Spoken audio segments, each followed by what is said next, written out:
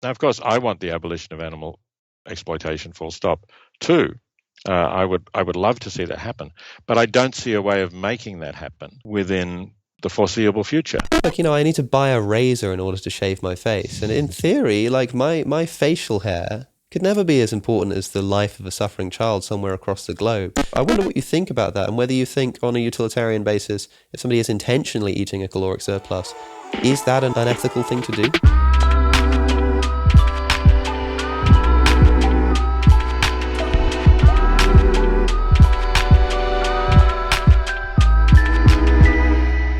Welcome to Within Reason. My name is Alex O'Connor, and my guest today is Peter Singer.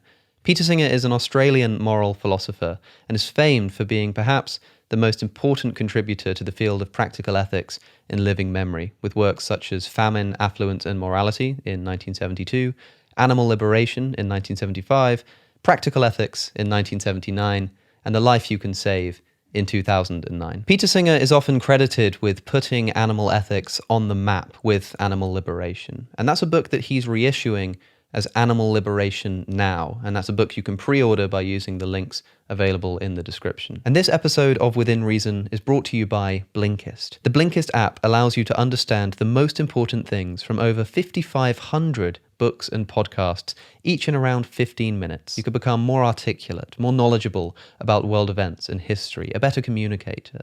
Much of the wisdom required for doing such things can be found in books.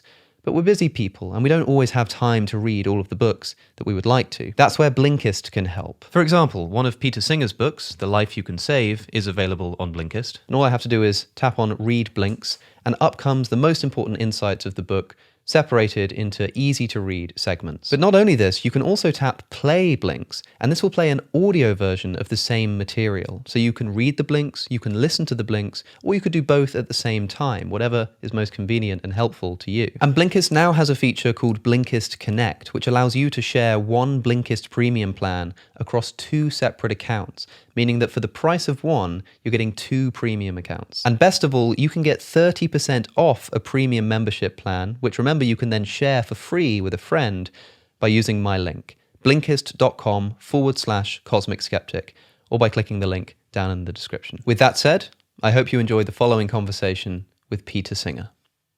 Peter Singer, thank you so much for being here. I'm very happy to be with you, Alex. I'm looking forward to talking today at your reissuing Animal Liberation, which many people see as one of the most, if not the most important work in the history, or at least the recent history of animal ethics. First published in 1979, and then I think reissued in 95. I've had a chance to read through the revised edition, Animal Liberation Now, and I noticed that a few things had changed in the introductory chapter, putting forward the ethical case for our moral consideration of animals. I noticed that some arguments had been adapted, some redacted entirely, it seemed. I wondered, what is it that made you feel now was the time to update this volume? Well, in fact, it hadn't been updated since 1990. I think the 95 reissue was something that came out with a new preface maybe, but the text itself was written before 1990. So if you looked at, for example, the experiments I describe in the chapter on experiments on animals, they would all be from 1989 or earlier. And clearly, 33 years after that, that's becoming a bit irrelevant if somebody wants to say, well, are we still doing bad things to animals in labs? And the same is true, perhaps in some more subtle changes with factory farming, that things have moved on. In some cases, slightly for the better. In some cases, definitely for the worse. And so it's no good, talking to people about how animals were treated in factory farms in 1989 or earlier. That's not really relevant. So I wanted to bring that up to date. Plus, there has been quite a lot of philosophical discussion about a range of issues. I wanted to say something about those discussions, new topics, new fields that have been raised, like the suffering of wild animals, I wanted to comment on. And finally, a lot of people ask me, well, has there been progress since the original edition of Animal Liberation came out. What do you feel? Do you think you've achieved something? And that's a bit of a complex story, but I did want to say something about what has happened and what has not happened during that period. So what has changed since 1975 in terms of our treatment of animals and experimentation and animal farming that's sort of morally significant for you? Well, let's take the use of animals raised for food, so farmed animals, because that's by far the biggest area in terms of the numbers of animals we raise for food. It's absolutely vast, including fish factory farms, so-called aquaculture. We're probably around 200 billion animals being produced each year, raised and killed each year, and that dwarfs the number of animals used in experiments, which is probably around 200 million. So it's 1,000 times more we're talking about in animals raised for food. And that's one of the biggest things that has happened, that has expanded, and it's expanded to a considerable degree because a number of other countries where there was no factory farming and where there was relatively little consumption of animal products, largely because of poverty, have now greatly expanded their animal production. And so, China is the obvious example. There are tens of billions of animals in factory farms in China who were not there when I first wrote the book. And the conditions are pretty terrible. So that's the bad news. The good news, I think, is that some progress has been made in some countries, and I would say especially in the countries that make up the European Union. And I would include the United Kingdom, although it's no longer part of the European Union, but generally they have maintained the laws about raising animals that existed when they were in the European Union.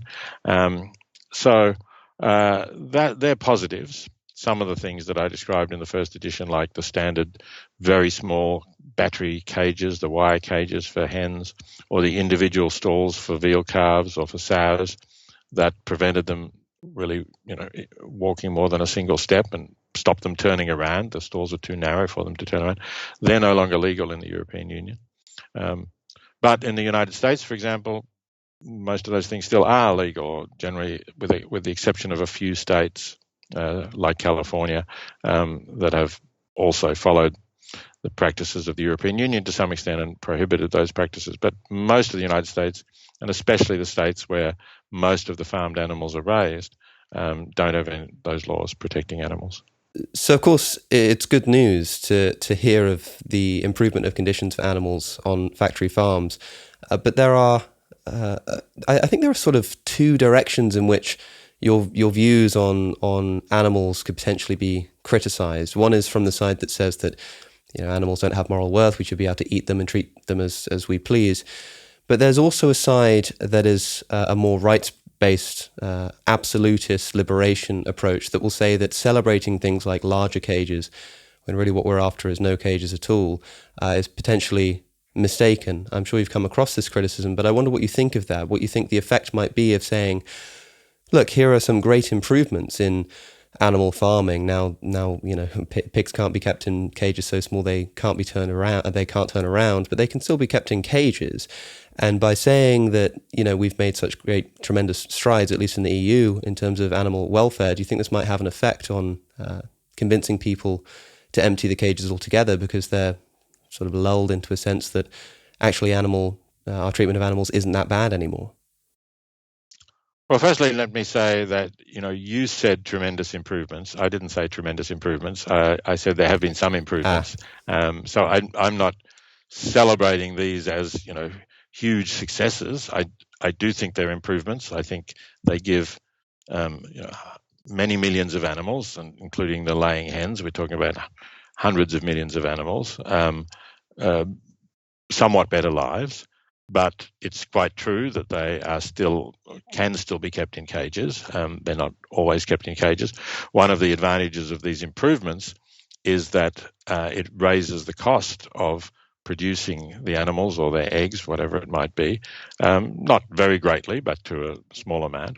And therefore, some farmers may say, well, given that we can only keep them in larger cages, we might not keep them in cages at all.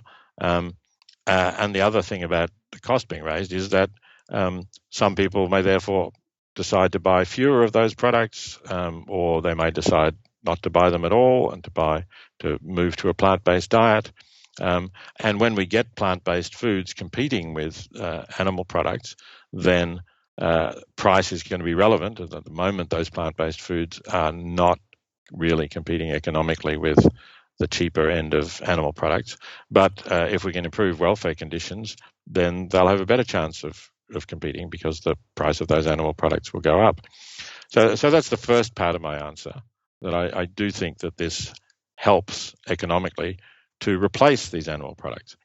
The second part of my answer is that I think it actually disregards the interests of animals to say we should not work for improvements in their welfare, because what we want is the abolition of animal exploitation, full stop. Now, of course, I want the abolition of animal exploitation, full stop, too. I would love to see that happen, but I don't see a way of making that happen within the foreseeable future. I'm certainly prepared to argue, and I do argue in the book for eating a plant-based diet. I think that's definitely the most ethical diet. But and I'm pleased I talk about the fact that there's been a rise in vegan or plant-based eating over the last couple of decades. Very good. But, how many vegans do we have, say, in the United Kingdom? The figure that I've seen is 1.2 million. So that's terrific. It's a huge improvement over when the book was first appeared, when probably it was in the hundreds or definitely in the thousands, not tens of thousands. So that's great. But it's still a small percentage of the population, and it still means that most Britons are eating animal products, and they are eating factory-farmed animal products. And I don't see that just calling for the abolition of animal exploitation is going to lead to that glorious day when there are no animal products produced or consumed, within the next 20 or 30 years. So you're going to have generation after generation of these animals living in horrible conditions, and those people who say we shouldn't work for improvements are essentially condemning them to those horrible conditions for many years to come, without any real basis, I think, or any real evidence for saying that we will improve the prospects of abolishing animal exploitation if we set ourselves against working for any kinds of improvements. I don't see that that's going to work at all. And in fact, if you look at the countries that have the largest numbers of vegans, they're also countries that have better animal welfare policies. Again, like the United Kingdom, like some of the countries of the European Union, they have significantly higher proportions of people who are not buying animal products at all than many of the other countries that have terrible conditions and no animal welfare laws. I think for many people it might be something of a point of principle that advocating for improvements in the conditions of animal welfare seems to be an implicit condoning of the fact that they're being exploited at all. Now, I would imagine you wouldn't see it that way, but for example, you can imagine a time in which human beings were being sold as property and exploited and kept in horrible conditions, and being an advocate for better conditions on the slave ships. It's an example that we commonly hear. Do you think that the Peter Singer of the sort of 18th century might have been as open to that kind of approach to solving the problem of slavery? If you say, well, we're not going to get rid of this problem for, another sort of 100 years or so, and in the meantime, we may as well advocate for better conditions. Don't you think there's sort of something a bit undignified about advocating for better conditions of exploited people when the only conditions we should be in favor of them experiencing is no exploitation at all? I think it really depends on the prospects of getting to no exploitation at all within a foreseeable time frame. And I think that human slavery was very different from animal exploitation, or animal slavery, which is also what it is, because it was something of a new thing in it. If we're talking about the slave trade, that is the trade in African slaves crossed to the United States and the Caribbean and some British possessions before the British abolished the slave trade. Then we're talking about something which hadn't been going for very long, which was a sort of innovation, which was not allowed in the United Kingdom, for example. I mean, slavery itself was said to be illegal, and it was not true in the northern United States either. So it was not a universal practice by any means. Although certainly, slavery has existed in various cultures, unfortunately, for various times. But it was by no means a universally accepted practice, or even a practice accepted by a large majority of people in, generally the same culture, people who spoke the same language and exchanged ideas with each other. Unfortunately, the exploitation of animals is still largely accepted by the great majority of people, pretty much everywhere in the world. I guess, there are some cultures, maybe Hindus who don't accept it, or Jains, but it is very largely accepted, and that's why I think it's much harder to get rid of, actually, than the human slave trade was. So that's one difference that I would see. If people say, nevertheless, on principle, we must not say that it's justified to exploit animals if they have better conditions, then we do have a deeper philosophical disagreement, because I am a consequentialist. That is, I judge what's right or wrong by its consequences, and particularly, more specifically, I'm a utilitarian, which means I'm concerned about the well-being of sentient beings, about reducing their suffering and increasing their happiness. And so I'm not going to take a stand on principle unless I believe that taking a stand on principle, or something that looks like principle, is actually going to have better consequences for all of those affected by it. And as I've already explained, I don't believe that saying we're not going to work for improved animal welfare in factory farms is going to have better consequences. On the contrary, I think it's going to have clearly worse consequences. And that's why I wouldn't want to take a stand just on principle, irrespective of the consequences. I often hear you described as the father of the modern animal rights movement. Do you think that's something of a misnomer, if being a utilitarian, you're sort of looking at consequences and welfare of animals rather than something like a deontological right? I think it's something of a misnomer if I'm speaking to philosophers or people who are well educated in philosophy. And I know that your podcast does deal with philosophical questions quite a lot, and I expect that your listeners, therefore, particularly the regular ones, whether they've taken courses in philosophy or not, they've got, through listening to your podcast, some familiarity with these issues. So for them, I think, to describe me as the father of the animal rights movement, they would say, how can a utilitarian be an animal rights advocate? But for the general public, who simply describe the modern movement to improve the status of animals in a quite radical way, and going as far as saying we shouldn't be eating them, we shouldn't be, doing many of the things that we do to them.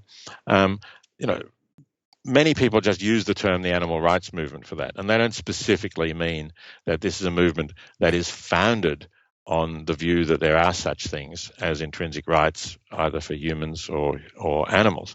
They just mean, these are the people who are asking for a radical change in the moral status of animals. And I go along with that, of course. That is what I'm asking for. So in that popular sense, I don't mind being described as the father. Well, we've used the word exploitation a number of times now, and I think a moment ago you said that you were looking forward to the end, or you desired the end of animal exploitation. Is that also correct terminology? I'm just trying to understand your position here. Is it animal exploitation that you're concerned about, or is it just animal suffering? Because, of course, at least in theory, we can exploit animals without causing them any suffering. Well, that depends on how you use the term exploitation, I suppose, right? I think the term exploitation generally means you're using animals or humans, or in some cases non-sentient resources, like, we're going to exploit the minerals that exist here. I think it tends to mean we're using without any consideration or any serious consideration of the interests of those who we are exploiting. And clearly, if they're not sentient beings, then they don't need any consideration. They're not affected by it. But there are other uses, I admit, in which you could say, well, you're exploiting someone even though they benefit by it. That could be kind of a position, I suppose. And you might be saying, well, you're exploiting workers even though they benefit because you're giving them employment, but you're taking nearly all of the profit and giving them just enough to get them to work for you. Yes, that could be exploitation. And I might think that is wrong, because that is not maximizing the welfare of all concerned, because the welfare of the workers is not properly being taken into account. So, I think whether you regard a utilitarian position as one that can use the term exploitation or not is going to depend entirely on which of these ways you're going to use that term. And I think people, again, they understand it in a popular sense as saying you're making use of beings without taking their interests into account. And if that's the usage, then I certainly want to say we should stop the exploitation of animals. If you have some more sophisticated meaning of the term, then tell me what that is, and I'll tell you whether I think that is or is not acceptable. Well, I've sometimes heard exploitation defined as using something as a means to an end rather than as an end in itself. So, for example,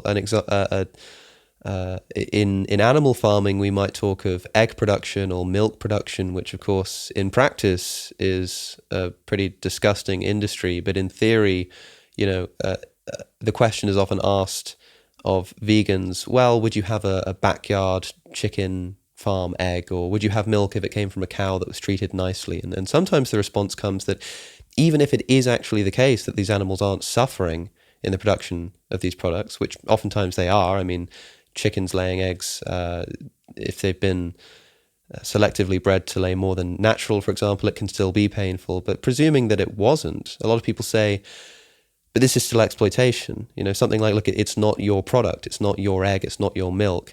And even though there's no discernible suffering that you could measure in the animal's brain, a lot of vegans say that, again, on principle, they think it would still be wrong to take those products because it's a form of exploitation. That is, seeing these animals as means to ends rather than ends in themselves, seeing them as the producers of food, seeing them as food themselves, which, of course, those perceptions are not, at least directly, going to harm the animal, but it's still seen as a problem.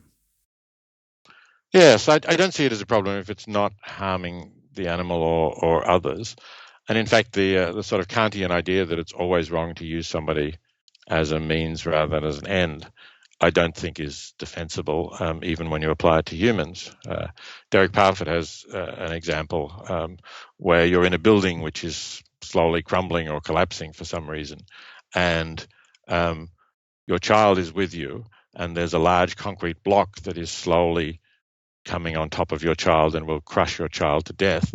And the only way you can stop this is by moving the leg of an unconscious person who's been injured, rendered unconscious in this accident that's causing the building to crumble. And if you move their leg to sort of hold up the concrete block, they will have a broken toe, but your child will be saved. Now, you're using them as a means. They haven't given consent.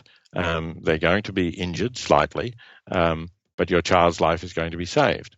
I think that's the right thing to do. I think it would actually be wrong to say, no, I can't touch the stranger. I can't do something that will harm the stranger in any way without the stranger's consent. Therefore, I must allow my child to be crushed to death. That seems grotesque to me. So it's not an absolute rule. I think anybody who thinks carefully about it will say it's not an absolute rule that you can never use another human being as a means to an end without their consent. And I don't think it's an absolute rule for non-human animals as well. And perhaps that could still be considered exploitation under some definitions, but I guess there you would just be saying that exploitation isn't always wrong. I know that some time ago in an Instagram post, I remember reading that you had, I think this was a quote from your book, Why Vegan, or the introduction to it, that you described yourself as a flexible vegan. Could you tell us a bit about what that means? Yeah, sure. It means that when I have the opportunity to eat vegan, that is what I will do. But there may be occasions. I don't think it's vital to be hardline in every circumstances. And sometimes, for example, if you don't if you don't eat something that is prepared, maybe it will be wasted and there will be no other consequences. So, for example, you get on a plane and they've mixed up your order for a vegan meal. It happens, and they put something else in front of you. Now, if it was meat, I wouldn't want to eat it anyway. But it might be something that's not vegan, but is got some dairy or something like that in it, and it's clear they've served it to you. They're just going to throw it away if you don't eat it. I don't really see a problem about eating that. So that's one way in which I'm flexible. I'm also, I guess, strictly speaking, not vegan, because what I'm concerned about as far as animals are an issue is, again, as we've been talking about, their capacity to suffer. And I'm not convinced that everything that is described by zoologists as an animal is capable of suffering. I would say an example might be an oyster. I discussed this in Animal Liberation Now. I sort of revisit the discussion I had in the original edition of Animal Liberation, and I continue to think, and there's support for this, that it's very unlikely that oysters are capable of suffering. Also, oyster farming serves a positive environmental purpose because oysters clean the water. So oyster farming in waters that are otherwise might become polluted in some ways will be performing a service. So I don't see a problem about eating oysters if you want to eat oysters. It's not something that I eat very often, but I wouldn't really object to that. And I wouldn't say, no, I'm a vegan, I can't eat an oyster because it's an animal, even if I believe that it doesn't suffer and that environmentally it's just as good or better to eat oysters than to eat some grains or other plant products. Yeah, I know a lot of vegans who have no problem eating animal products that are about to go to waste. Again, there's some consideration that we're maybe seeing animals and animal products as food here in a way that is if not harmful, then wrong. But of course, as a consequentialist, that probably wouldn't apply to you. And in the case of oysters, we're essentially offering a justification that there is no suffering involved. But I've heard you also say that you will eat free-range eggs, and I had a look to see if I could find some other quotes, and I found something from 2006. So I don't know if your views are still the same, but in an interview with The Vegan, you said you could imagine a world in which people mostly eat plant-based foods, but occasionally treat themselves to the luxury of free-range eggs, or possibly even meat from animals who live good lives under conditions natural for their species, and are then humanely killed on the farm. That's the quote that jumped out of me, and I think the words there, humanely killed, are seen by many, if that killing is unnecessary, as a contradiction in terms. Could you explain what you mean by that as well? Yeah, I know. I would still hold those views that you just quoted. So in terms of the free-range eggs, I think that of all the animal products that are available commercially, they're probably the least harmful ones, because, and I'm talking about a genuine free-range farm where the animals are outside, where they have a grassed run. They're not dense. They're not stocked so densely that the grass gets killed, which is one sign that you've got too many chickens on your. Yes, just for the sake of the audience, I presume you're not talking here about just eggs that are labeled free range by the supermarket, but actually free range eggs, because that will be one of the criticisms I think you'll receive there, is that free range eggs aren't in fact free range. You're talking about actually free range eggs. What would be the conditions there for the kind of free range conditions that you think would make it acceptable to eat the eggs? So we have eggs in I'm speaking to you from Melbourne, Australia. We have eggs in Australia particularly that you're likely to get from stores that stock more organic produce, but you get them in some supermarkets, where you're told how many hens there are per hectare.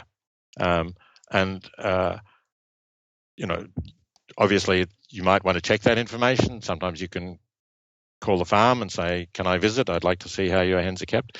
But some of them say, let's say, have 500 hens per hectare.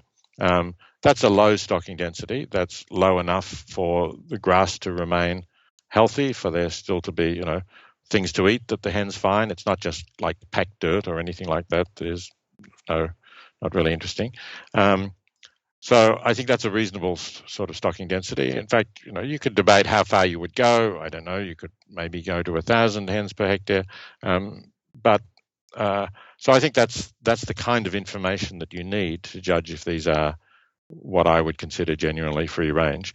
And you would want to know, of course, that the birds are able to go outside during daylight hours in all normal weather. Maybe there's some, depending where in the world you are, maybe you might keep them in blizzard conditions or something of that sort. But generally, hens can decide for themselves when they want to go out, as long as they have shelter and access to the outdoors. They'll decide for themselves. So that's the kind of free-range eggs that I'm talking about. And the other thing to say about free-range chickens and eggs, as distinct from, say, free-range or grass-fed beef, is that grass-fed beef is disastrous from a climate change point of view. The methane emissions are high. In fact, they're actually higher in grass-fed beef than they are in grain-fed beef, because it takes longer for the animal to put on weight, which is why they're commercially usually fed on grain. But with laying hens, that's not an issue. They don't produce methane. So I think that's why I say, if you do want to eat animal products and you want to get them, commercially, you can't produce them by yourself, you're not living on the land, then finding a supplier of bona fide free-range eggs, I think is something that can be defended.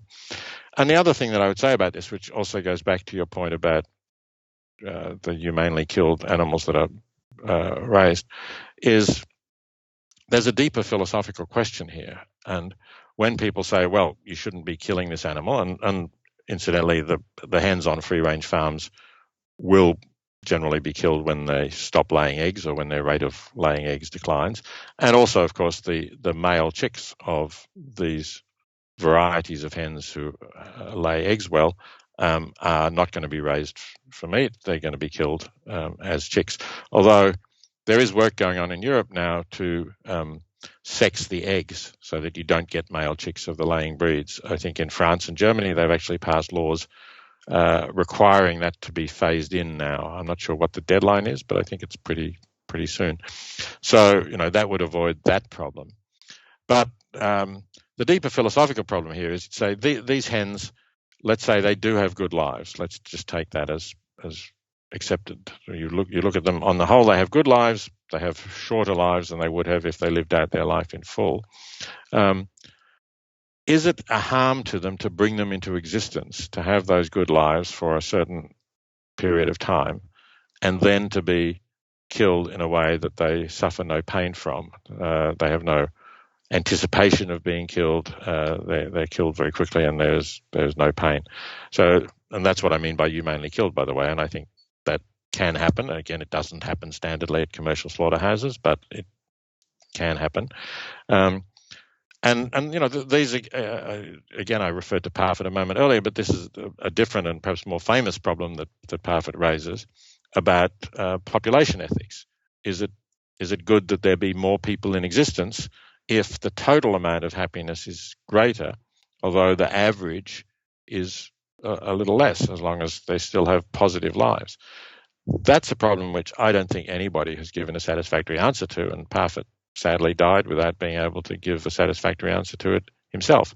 So given how difficult that problem is, I can't say with any confidence that it's wrong to bring animals into existence, give them good lives, and then kill them in a way that causes them no suffering. I don't know any philosopher who could really argue without solving Parfitt's problems that is unequivocally wrong. But indeed, the reason why it's a problem, and I think you're raising something of a non-identity problem here. We've got this situation in which bringing a being into existence, in some sense, requires this negative aspect. In this case, it would be a premature death. And you say something like, well, maybe it would be better to not have that premature death, but if it weren't for the fact that we were going to kill them, they wouldn't exist at all, and they have an overall good life that's worth living, then if those are the options, no life at all, or a life that involves the premature death, what's the problem with favouring the latter? And you say, and as I say, the reason I think this is a problem is because if we look in a human context, it seems that our intuitions are screaming at us that to do this to a human being would be an ethical abomination. To raise human beings, and perhaps you could keep them isolated so they don't know what's going on. Maybe they're in some kind of cult that thinks that once you turn 18 years old, you sort of go into a different realm or something, but you take them through the door and you slice their throats. Maybe you put a bolt through their head first if you're feeling particularly humane. I think people would ridicule this view, especially if it was promoted as a form of humanely killing them, because sure, it's humane in comparison to what we might do on a factory farm, but perhaps compared to what the moral worth of these beings require, to call it humane would be something of a travesty. At least in a human context, I would imagine you would think that would be at least wrong and possibly grossly wrong. So I think in a human context, it's not possible to avoid spillover effects in terms of the acceptability of killing other humans, and I think that's really the problem there, because we do, as humans, we want to go on living clearly, and if we discover that humans are being killed in this way, that's going to mean that we're going to fear that there'll be less respect for human life and that we will be killed. I think there are consequences because of our consciousness, our awareness, and our understanding of what's going on. For animals, that doesn't generally apply, I think. So I think as you say, the intuitions that we have that scream to us that this is wrong if done for humans, we don't have those about animals. And I think there may be, as I say, reasons why we don't have those about animals that now, you could say, well, that's just because we're speciesist and we use animals without thinking about their interests. But in these conditions that we've been talking about, as I say, I think it's very hard to argue that it is contrary to their interests. So I wouldn't simply say, well, we wouldn't do this to humans, so therefore it must be wrong to do it to animals. So to be clear, in the situation I described of raising isolated human beings until they're 18 and then killing them secretly, the thing that's wrong about that, in your view, is just the fact that there's a risk that this might cause other human beings to be scared that somehow they're going to get caught up in it. I mean, I can imagine very strict laws in place that unless you were born a member of this particular set of human beings who are bred in particular to be kept isolated and to be bred for food, perhaps for just the sake of our taste pleasure, unless you're a member of that group, you're not allowed to be touched by anybody. You can imagine the laws are incredibly strict on this. And you could say, sure, well, there's a sense in which people might think there's a disrespect for human lives that may one day eventually evolve into a problem for us. But you could say the same thing about animal consumption. You could say, if we're going to begin to recognize a speciesism in the way that we think, and we're kind of okay with killing animals, then shouldn't we be terrified that one day we'll be okay with killing humans too? And we think no, because we've put very strict boundaries around this, not just morally, but also legally, that sure, you can kill a pig, but you can't kill a human being. In this situation where I'm killing human beings early-ish in their lives, say 18 years old, none of the humans who are going to be killed find out. All of the humans who do know about this practice know that they're never going to be a member of that group of people. Is the only thing that could be wrong with that, in your view, just the small risk that sort of something might go wrong there and people might be scared? Is there not something wrong with the killing? I mean, you also have to say, of course, that these humans would not have existed at all. There's no way in which they would have come into existence, except that they were going to be killed at 18 for some reason. Yes, to the same extent that an animal on a humane farm, as you describe it, might not have existed unless it was going to be killed for food. Yeah, I see. I mean, I think you're describing a situation that is hypothetical to test our intuitions, which is perfectly fine. I don't think that there could be a real world analog of this. But if you say, let's ask that question hypothetically under these circumstances, then I agree. It's very hard for a utilitarian to say why this is wrong, given that these 18-year-olds have good lives that they would not have had otherwise, and we have to assume, of course, that nobody else is harmed by this. So that's another hypothetical thing that we haven't really touched on. Presumably, they have mothers anyway, who might care for them and don't want to be separated from them and want to know what happens. You could say, okay, well, let's assume we've developed we've developed gestation, in a serum or something like that. So they actually have no mothers. We've produced the eggs and the sperm and put them together, and then we grow them in that way. So if you do all that, then it's difficult for me to say this is intrinsically wrong. Or I might draw a further analog with the animals and say that these animals also have mothers or children, depending on sort of when they're being killed, who might sort of emotionally depend on each other as well, and you sort of run into potentially the same problems. I mean, a humane beef farm or something is still going to involve killing animals who have relations to other animals that are at least seemingly going to be emotionally distressed by that. But also, I mean, whichever way we sort of make the analogs actually analogous, can you understand why some people would see this as something of a reductio ad absurdum of the utilitarian position? The idea that, yes, sure, I have an intuition that suffering is bad, and I think that a lot of the strength of utilitarianism comes from that intuition that when we experience suffering, we know that it's bad for us.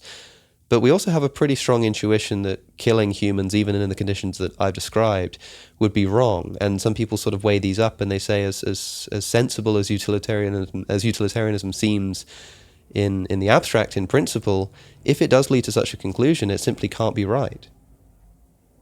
So I don't accept that the judgments that you make under hypothetical circumstances, which are not part of the real world, are a test of the underlying ethical theory, because the judgments we make are those that we have intuitively. You've used the word, our intuitions yourself, that have evolved and developed in circumstances that are part of the real world. And it's very good in the real world that we have this strongly negative intuition that to kill an innocent human being, I would say, unless they strongly request it for some good reason, like they're terminally ill, to kill an innocent human being is wrong. So, it's not that I want to change the intuitions. I'm just saying when you give purely hypothetical examples, they don't refute the underlying theory, because the intuitions are ones that have arisen in circumstances other than the hypothetical ones you've described. I'm sort of imagining an argument from marginal cases that might be put forward here. It's interesting. I mean, you're the person who popularized the term speciesism in many people's account. And speciesism is something like the unwarranted differential treatment or discrimination on the basis of species alone. It seems to me that if you can imagine a world, as you write in this interview, in which people sometimes enjoy the luxury of humanely killed animals from a humane farm, but you can't imagine the same thing for human beings. You say that there's sort of a practical reason why you think that human scenario could never occur. But suppose it was on a very strict metric. Suppose it was something to do with mental capacity. Let's imagine that if a human being is born with such a limited cognitive capacity that they essentially don't have any self-awareness, or they sort of just don't know what's going on, or there's some kind of cognitive test that we install that says that if you're below a certain cognitive ability, we're if the mother consents, if the parents consent, then we're able to kill these. Suppose we find that they taste really, really nice, and there's sort of a luxury meat market for these disabled children. And perhaps some parents are intentionally having these children, and we say, look, you don't need to fear that this is going to affect our general view of killing other human beings, because this only applies to a very strict set of human beings that were intentionally created for this purpose, have very limited cognitive capacities. Even if we could imagine such a world, I think we would imagine it with some disgust. But I don't think there's a way to picture that world with disgust. But picture a world in which we're killing humanely raised animals with no problem, without committing ourselves to some charge of speciesism. But I don't agree with that, because, as you said, when speciesism is the unwarranted discrimination against beings on the basis of their species. So the question of what's warranted and what isn't is obviously there, but it's not, in any case, in the case that I'm talking about, I think it's not the species that's doing the work, it's the lack of awareness of the circumstances on the part of the being. And if you're saying, well, this could apply to human beings, again, hypothetically under some circumstances, yeah, it could. But that, then we've again stepped into this hypothetical realm where I don't think our intuitions are decisive in saying whether this is right or wrong. Yeah, I mean, I think people listening will perhaps see what you're saying and understand why it's difficult to condemn as a utilitarian this treatment of humans in the hypothetical scenario. And as you say, this is a hypothetical just to test our intuitions. But I suppose what I'm trying to do is figure out what it is that's wrong. And I just want to make sure that I'm understanding you correctly. In the situation of killing human beings early on in their lives, is the thing that's wrong with it the sort of knock-on effect this is going to have psychologically on other human beings? Is it, in other words, not wrong for the person being killed? It's okay. So, or not bad, I should say. Basically, the reason it's wrong is the knock-on psychological effects. Is it wrong for the person being killed as part of an overall practice where the person being killed would not have existed if that person were not going to be killed at some relatively early age, and if the life that the person has is a good one up to that point, then I would have to say that the overall practice is not wrong for the person being killed. The person couldn't complain because the response would be, you wouldn't have even existed and you've enjoyed the years that you've had. So we haven't wronged you. Yeah, I mean, I'm presuming if you asked the person in question sort of, have you had a good life? Would you rather have not been born at all? They would probably say that they'd rather be born and undergo that experience. But as I say, in the context of the non-identity problem, the reason this is referred to as a problem is because for most people there does still seem to be something wrong with this, and Parfit imagines that we have a few intuitions and we essentially have to abandon one of them. We either have to abandon the idea that you can somehow, I mean, he says that you must, in order to harm someone, you must leave them worse off. That's one intuition that we have.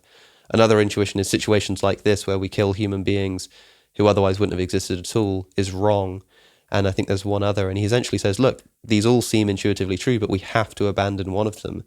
And I guess for most people, they'd probably abandon one of the other ones, but it's interesting to hear you just, I guess not abandon, because you might not share that intuition, but to bite that bullet. Yeah, I would bite that bullet. You're quite right. I mean, I think there is some intuition that has to go, and I'm going to stick with the one that says, to have harmed you, we have to have made you worse off than you would otherwise have been.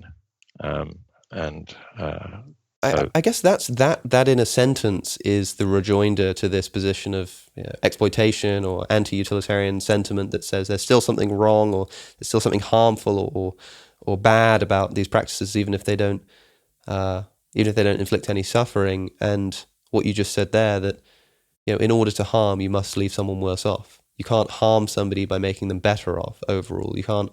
Well, you can maybe overall in the long run, but you can't inflict a harm that leaves someone better off than they were otherwise. Or maybe you can. Well, then they would otherwise have been, I think, is what you have to say, because, Yes. maybe you could have made them much better off, or they could have been much better off, but you stopped them being much better off.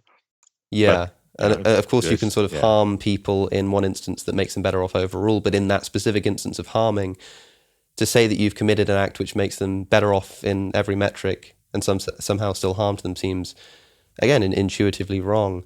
One thing I did want to ask you about is how far, or in which contexts you apply this rule about considering our effects on the suffering. I mean, one of the things that you're famed for is taking what many people see as quite a radical approach to charity, for example, and saying that, we should be giving a lot more to charity, and it might be wrong for me to, you can sort of sit and have some cocktails in a bar, as I've done before. I've recently, I remember being in a cocktail bar, and when we looked at the bill and we thought, oh gosh, I pulled up The Life You Can Save, and you have a calculator on there where you can put in an amount of money and choose a charity, and it will give you exact metrics on exactly what you could have bought. This many mosquito nets to fight against malaria. You could have dewormed this many children.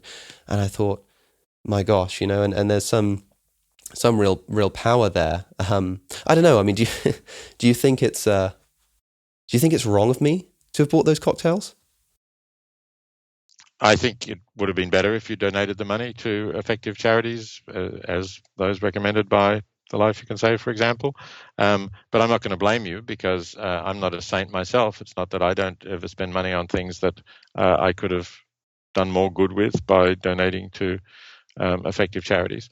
I think the problem is that the standard in the world as a whole is very, very low in terms of what we give, or what we regard as an acceptable amount to give to charity. And so you can greatly exceed that standard, as I myself do. I give much more than the average in the community by many factors. But I could still be doing more. So the question is, how should I think of myself? Should I think of myself that I'm a bad person because I could be doing more than I am doing, and therefore I shouldn't spend money? I'm not a cocktail drinker myself, but there are other things, let's say, that I might spend money on that I could put to better uses. How hard should I be on myself when I'm giving a substantial portion of my income to effective charities, but not quite as much as I really ought to be? Yeah, that's kind of. I remember discussing in a video once how, after reading The Life You Can Save and Famine, Affluence and Morality, I remember sort of like I'd be like shaving my face, and I thought to myself, well, look, I need to buy a razor in order to shave my face, and in theory, like my facial hair could never be as important as the life of a suffering child somewhere across the globe. But it seemed to me that to say that I was therefore somehow, I sort of had to pause as to whether it's ethical for me to buy a razor to shave my face, because in theory I could just grow out my beard, look a bit disheveled, and it probably wouldn't affect my career or social prospects that much. And even if it did, why should that be more important than the life of another human being? And I thought maybe the fact that I'm stopping to think whether it's ethical to shave my face, again, maybe tells me that there's something wrong with this whole utilitarianism business. Well, I don't think it tells you there's something wrong with the whole utilitarian business, but it does tell you that we need to take some sort of, I guess, not try too hard to be perfect in every detail, because that way lies madness. It's just very difficult to live that way. But I mean, you'll notice that in the context of eating food and veganism, people often draw a strict line, and it sounds like you sort of you have some lenience for free range eggs and humanely raised animal products or this kind of thing. But somebody who just sort of occasionally buys factory farmed meat, just for the hell of it, vegans will look at that person and say that they've sort of committed this moral abomination. I mean, I don't know if you'll share that view, but people say sort of there's like this line in the sand. Whereas when it comes to like buying cocktails, when you could have donated the money to charity, we say, well, no one's perfect, we're not saints, we can't live up to our ethical standards. But it is still true that I could have not bought those cocktails and I could have donated the money to charity.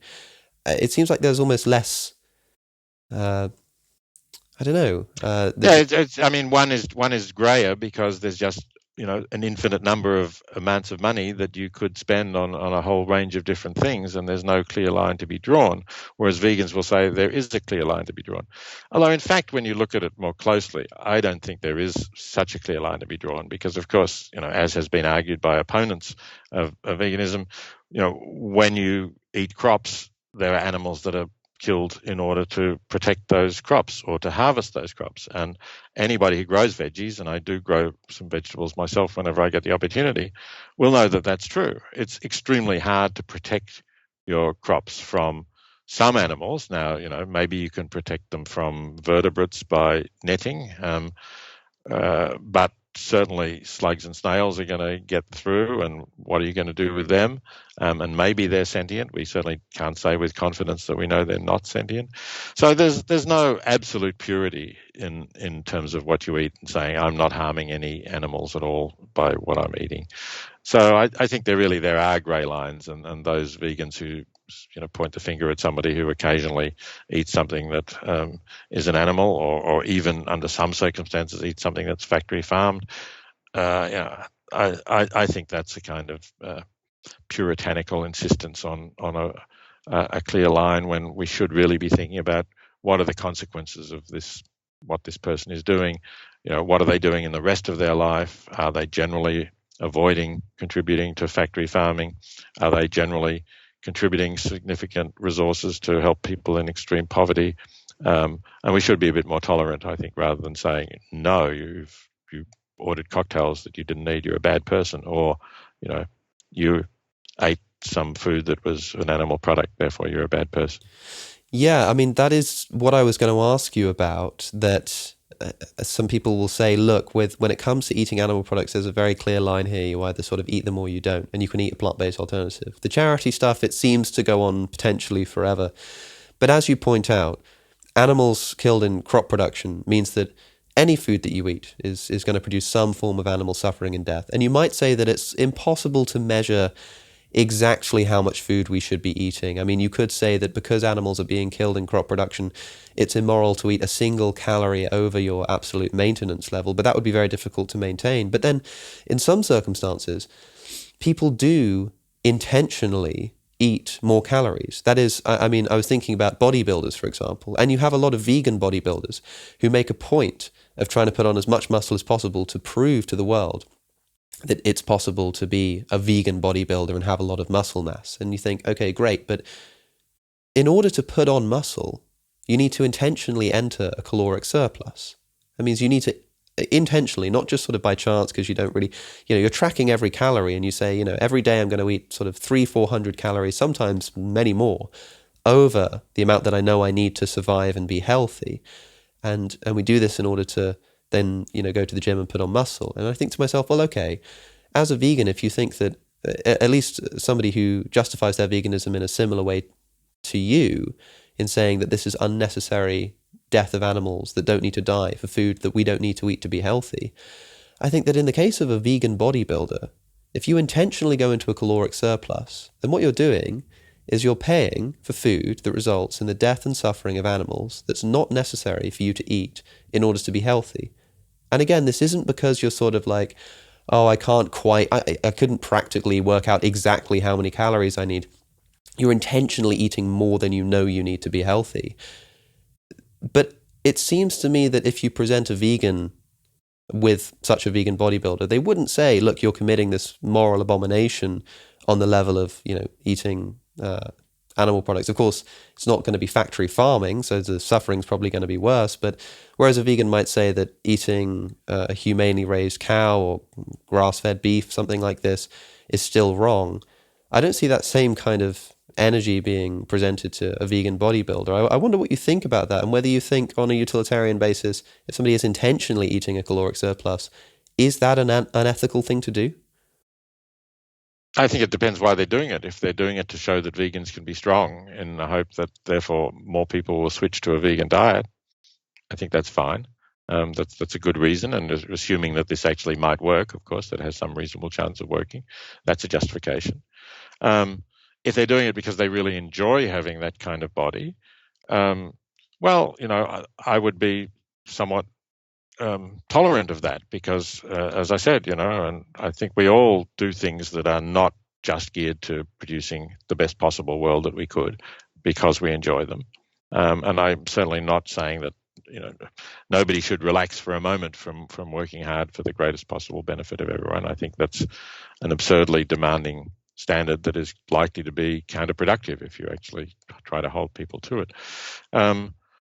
But, I'm not sure exactly what the motivation of the vegan bodybuilder you're talking about is, but in general, I think we should try to consume, we should try to cut back on our unnecessary consumption of items. And you're open to criticism if you're consuming unnecessary calories, just as you're open for criticism if you're producing, driving let's say you're driving a car that produces greenhouse gases and you're driving unnecessary distances to do that. That's all. There's a lot of things that we're open to criticism for, and I think we have to look at the whole picture of how someone is living and not try to pick on, oh, you've stepped over some line here. Yeah, I mean, of course, cars emissions are often brought up, but I think that we're consistent in our treatment of animals and humans. We know that by driving cars, environmental pollution is going to affect both humans and non-humans. Also, the example that sometimes people give of cars producing roadkill, we also know that cars produce human kill. We know for a fact that if we were to lower the speed limit, less humans would die. But we sort of make this balance, like you say, we sort of have to figure out how to live. But we're sort of consistent in our treatment of humans and animals here. Like, I don't think people would justify eating a caloric surplus in order just to enjoy their body if it involved the killing and eating of unnecessarily of human beings.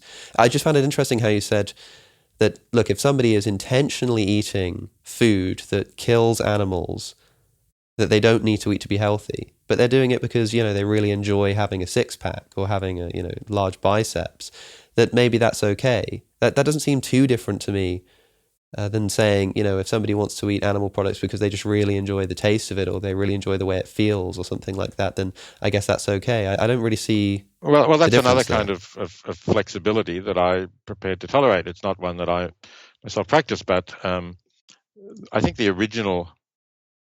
one of the original uses of the term flexitarian was by someone, I can't remember now who it was, who had this sort of exception for the Michelin 3-hat restaurant or something like that. So they were saying, I'm going to be a vegan most of my life, but if I'm ever in Paris and I get a chance to dine at a restaurant run by one of the best chefs in the world, and this restaurant doesn't cater for vegans, it's okay to eat there. I don't really object to that either, right? If this person is really, avoiding animal products the rest of their life, and just making this occasional exception, again, I just don't think it's, the point of morality is not to be able to point your finger at somebody and say, hey, you're doing something wrong. The point is to think, am I living a life which on the whole makes the world a better place, reduces suffering, sets an example for other people to follow who will also make the world a better place? Or am I somebody who is just going along with whatever is convenient and not caring about the effect that it has on other sentient beings? Well, I must say that I remain unconvinced on a great many of the points that you've put forward here, but I'm glad that we had the opportunity to discuss them. Peter Singer, thank you so much for joining me again on the podcast. Thanks, Alex. As always, it's been challenging and stimulating to talk to you, and I've enjoyed our discussion. And I hope that people who want to keep up with my current views will pick up Animal Liberation now and see what I have to say there. Absolutely. The book will be linked in the descriptions wherever you're listening to right. this. And by the way, I'm not sure when you're going to air with this, but there's also I'm also doing a speaking tour. So it'd be great if you could link to the website of the speaking tour. Absolutely. That will be down. Is that a global tour? Well, it's United States, United Kingdom, just London, and a couple of cities in Australia. That's around sort of June, July time, I think. No, it's not July. It's more late May, June. Yeah, you're right. The Australian ones are in July because I'm not back to Australia earlier than that. But so for the United States, it starts on the 26th of May if you're going to air before that. It would be great if you could link to that website. No problem whatsoever. I'll make sure that everything that we've discussed is linked down below, and if people want to come and see you in person and presumably get a chance to ask questions of their own, that ask will be further difficult questions. Yes, that's right. You've been giving them practice in how to do so. Yeah, an opportunity to do so. So if you're listening and you think that you have any thoughts, of course, leave a comment if you're listening on YouTube. But otherwise, here's an opportunity to ask Professor Singer yourself. It's been a pleasure, and I'm sure people will enjoy this conversation. I hope so. Thanks, Alex. Did you enjoy that conversation? You must have done at least a little bit because you made it to the end. Well, you can find more full episodes of the Within Reason podcast by clicking the link that just appeared on your screen, or click just below it for clips from that podcast. Don't forget to subscribe, and if you really like the content, support us on Patreon for early access, as well as to really help this podcast to grow. Thank you for watching, and I'll see you in the next one.